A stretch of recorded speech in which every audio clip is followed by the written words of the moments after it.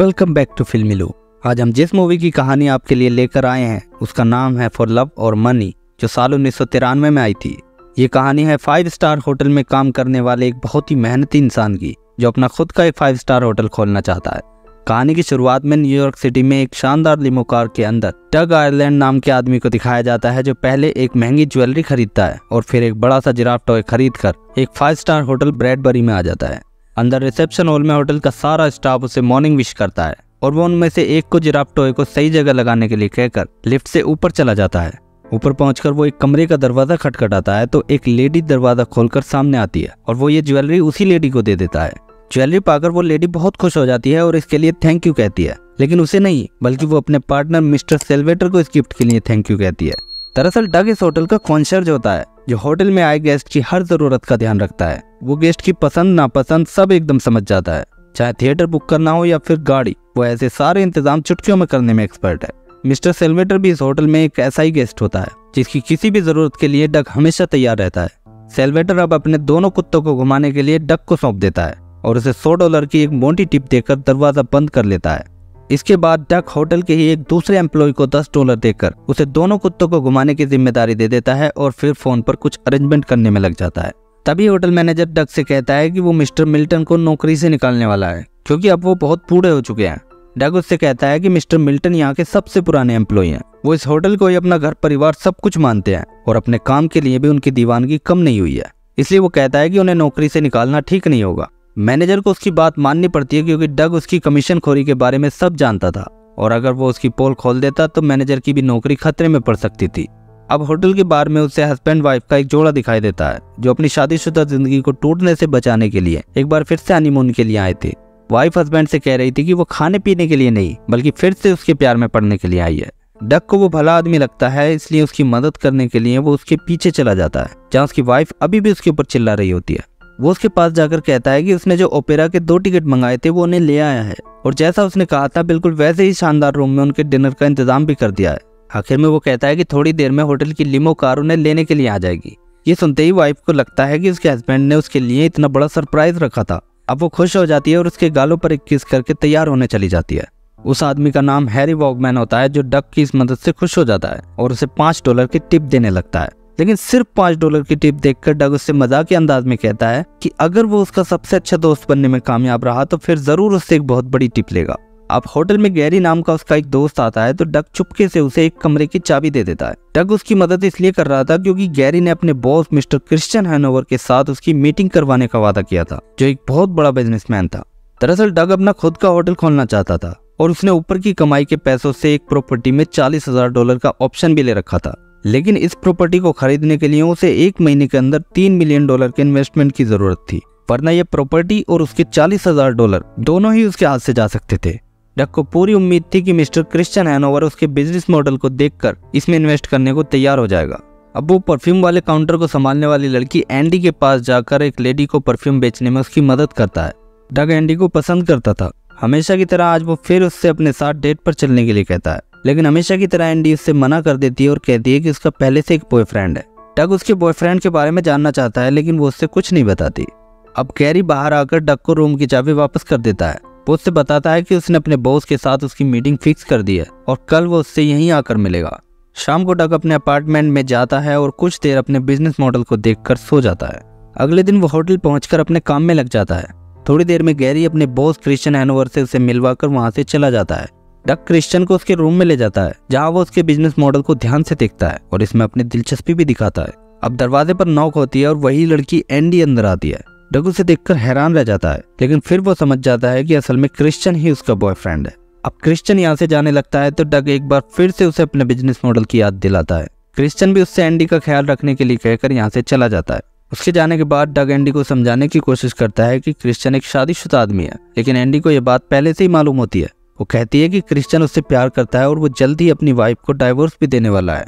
अब डग सोचता है कि कोई कुछ भी करे उसे क्या, और वो काम से लौटकर अपने अपार्टमेंट चला जाता है। अगले दिन फिर से वो होटल पहुंचकर अपने काम में लग जाता है। थोड़ी देर में एक इनकम टैक्स ऑफिसर, जो अपना नाम ड्रिंक वाटर बताता है, वो उससे कहता है कि उसने एक प्रॉपर्टी में जो $40,000 का ऑप्शन ले रखा है, वो $40,000 उसके पास कहाँ से आए, क्योंकि सिर्फ सैलरी से तो वो इतने पैसों का इंतजाम नहीं कर सकता था। अब वो उससे अगले दिन फिर से आकर उसके पेपर चेक करने के लिए कहकर वहाँ से चला जाता है। रात को सारा काम निपटाकर डग अपने अपार्टमेंट की ओर निकल जाता है। रास्ते में एक रेस्टोरेंट में उसे एंडी क्रिश्चियन के साथ डिनर करते हुए दिखाई देती है। डग को ये अच्छा नहीं लगता, लेकिन फिर वो एक लंबी सांस लेकर यहाँ से चला जाता है। अगले दिन क्रिश्चियन डग से कहता है कि उसके बिजनेस मॉडल की फाइल उसने अपनी कंपनी में दे दी है और कुछ ही दिन में उसके एग्रीमेंट पेपर्स तैयार हो जाएंगे। तब तक वो डग से अपना एक काम करने के लिए कहता है। वो उससे एक रेस्टोरेंट में जाकर एंडी का गाना सुनने के लिए कहता है, क्योंकि उसे अपने बीच हाउस पर एक जरूरी पार्टी अटेंड करने जाना पड़ रहा था। अब डग वहां जाकर एंडी के गाने पर खूब तालियां बजाता है, लेकिन एंडी उसकी तरफ देखती भी नहीं और उससे दूर जाकर बैठ जाती है, क्योंकि उसे लग रहा था कि क्रिश्चियन के ना आने पर वो उसकी मजाक बनाने आया है। लेकिन डग उसे बताता है कि उसे क्रिश्चियन ने उसका ख्याल रखने के लिए भेजा है और उसने यहाँ नहीं आ पाने के लिए माफी भी मांगी है। जब वो पूछती है कि क्रिश्चियन कहाँ है तो उसे बता देता है कि वो अपने बीच हाउस पर है, लेकिन हड़बड़ाहट में वो उसे एक झूठी कहानी भी सुना देता है कि क्रिश्चियन की वाइफ उसे डाइवोर्स देकर फ्रांस चली गई है। इसके बाद वो फिर से उसके गाने की तारीफ करता है, तो आज एंडी भी उससे खुश होकर बातें करती है। अगले दिन होटल में डग उस income tax officer drink water से फोन पर बात कर रहा होता है। तभी दूसरी लाइन पर क्रिश्चियन उसे फोन करके बताता है कि एंडी उसके बीच हाउस के लिए घर से निकल गई है और वो नहीं चाहता कि उसकी वाइफ को एंडी के बारे में पता चले। डग कहता है कि वो उसे वहां पहुंचने से पहले ही रोक देगा। इसके बाद वो अपनी जान पहचान के एक हेलीकॉप्टर पायलट से बात करके क्रिश्चियन के बीच हाउस पहुंच जाता है और एंडी को क्रिश्चियन के पास पहुंचने से पहले ही उसे वहां से दूर ले जाने लगता है। वो उससे कहता है कि उसे वो बहुत बड़ी गलती करने से रोक रहा है। अब वो उससे फिर एक झूठ बोलता है कि ये क्रिश्चियन और उसकी वाइफ की डाइवोर्स पार्टी है और आज के बाद वो दोनों बिल्कुल अलग हो जाएंगे। एंडी उससे क्रिश्चियन की वाइफ के बारे में पूछती है, लेकिन डग ने खुद भी क्रिश्चियन की वाइफ को नहीं देखा था, इसलिए वो ऐसे ही सामने खड़ी एक लेडी की तरफ इशारा कर देता है। अब एंडी को क्रिश्चियन की वाइफ के ऊपर तरस आने लगता है और वो उसके हस्बैंड के साथ अपने अफेयर के लिए अपने आप को कोसने लगती है। ये बात पार्टी में मौजूद कुछ लेडीज भी सुन लेती हैं और उन्हें ऐसा लगता है कि उसका उनमें से किसी एक के हस्बैंड के साथ अफेयर चल रहा है। उन सबको कंफ्यूज करने के बाद डग एंडी को पार्टी से बाहर ले जाने लगता है, लेकिन सामने के दरवाजे के पास वो ऑफिसर ड्रिंक वाटर खड़ा था, इसलिए वो एंडी को एक रूम में लॉक करके क्रिश्चियन से उसकी गाड़ी की चाबी ले लेता है और फिर पीछे के दरवाजे से उस रूम में आकर एंडी को वहां से उठाकर कार के पास ले जाता है। लेकिन ड्रिंक वाटर डग को एंडी के साथ पकड़ देता है और उसे फिर से जांच की धमकी देकर चला जाता है। अब डग एंडी को उसके अपार्टमेंट में छोड़ने जाता है और उसका बाथरूम इस्तेमाल करने के बहाने से उसके साथ अंदर चला जाता है। अंदर पहुंचते ही एंडी के फोन पर क्रिश्चियन की कॉल आती है, लेकिन वो उससे नाराज होती है।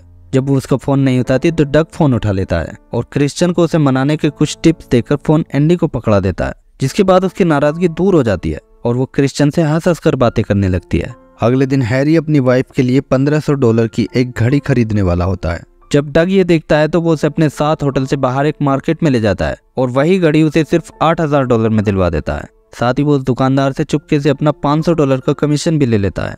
होटल पहुंचकर उसके पास फिर से क्रिश्चियन की कॉल आती है, जो उसे आज पूरा दिन एंडी के साथ गुजार कर रात को 9 बजे उसके पास एक रेस्टोरेंट में छोड़ने के लिए कहता है। डग जब मना करने लगता है तो वो उसे उसके बिजनेस मॉडल की याद दिलाता है और उसकी एक कॉपी अपने मैनेजर के पास भिजवाने के लिए कहता है।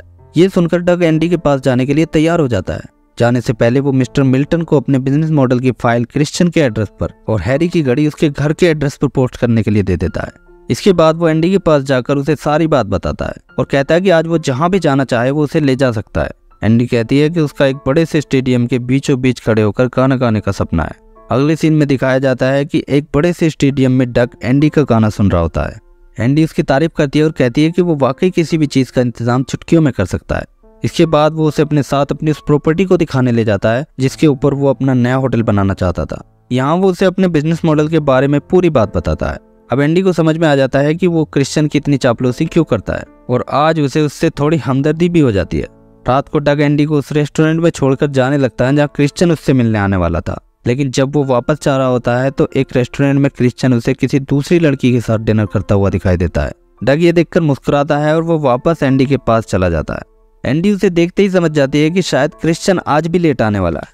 अब वो दोनों बातें करने लगते हैं। तभी डग देखता है कि हैरी वॉकमैन और उसकी वाइफ भी इसी रेस्टोरेंट में आए हुए थे। आज वो अपनी शादी की 20वीं सालगिरह मना रहे थे, लेकिन हैरी की वाइफ आज भी उससे खुश नहीं दिखाई दे रही थी। अब वो एंडी से हैरी की मदद करने के लिए कहता है और उसे कुछ देर उसके साथ डांस करने के लिए भेज देता है। डांस करते हुए हैरी एंडी से डग की तारीफ करने लगता है कि वो हर सिचुएशन में उसकी मदद करता रहता है, लेकिन एंडी उससे कहती है कि डग सिर्फ उसी आदमी की मदद करता है जिससे उसे एक बड़ी टिप मिलने की उम्मीद हो। हैरी कहता है कि उसे ऐसा नहीं लगता। अब डग पियानो मैन के पास जाकर उसके कान में कुछ कहता है और अचानक वो पियानो मैन अनाउंस करता है कि अगला गाना हैरी और उसकी वाइफ के लिए है जो अपनी शादी की 20वीं सालगिरह मना रहे हैं। अचानक मिले इस सरप्राइज से हैरी की वाइफ बहुत खुश हो जाती है और अब वो उसके साथ डांस करने लगती है। इसके बाद हैरी इशारों इशारों में डग का शुक्रिया करता है। ये सब देखकर एंडी डग से बहुत इम्प्रेस हो जाती है और वो भी उसके साथ डांस करने लगती है। डांस करते हुए वो उसके बहुत करीब आने लगती है, लेकिन तभी वहाँ पर क्रिश्चियन की कॉल आ जाती है और वो एंडी के पास नहीं आ पाने के लिए उससे माफी मांगता है। जब उसे पता चलता है कि डग भी यहीं है तो वो उससे एंडी को उनके होटल रूम में ले जाने के लिए कहता है और कहता है कि वो भी थोड़ी देर में वहाँ पहुँच जाएगा। क्रिश्चियन उसे ये भी बताता है कि उसके बिजनेस एग्रीमेंट के पेपर्स तैयार हैं और कल वो उसकी कंपनी के फैशन शो में आकर उन पेपर्स पर साइन कर सकता है। डग ऐसा ही करता है और वो एंडी को उसके होटल रूम में ले जाता है।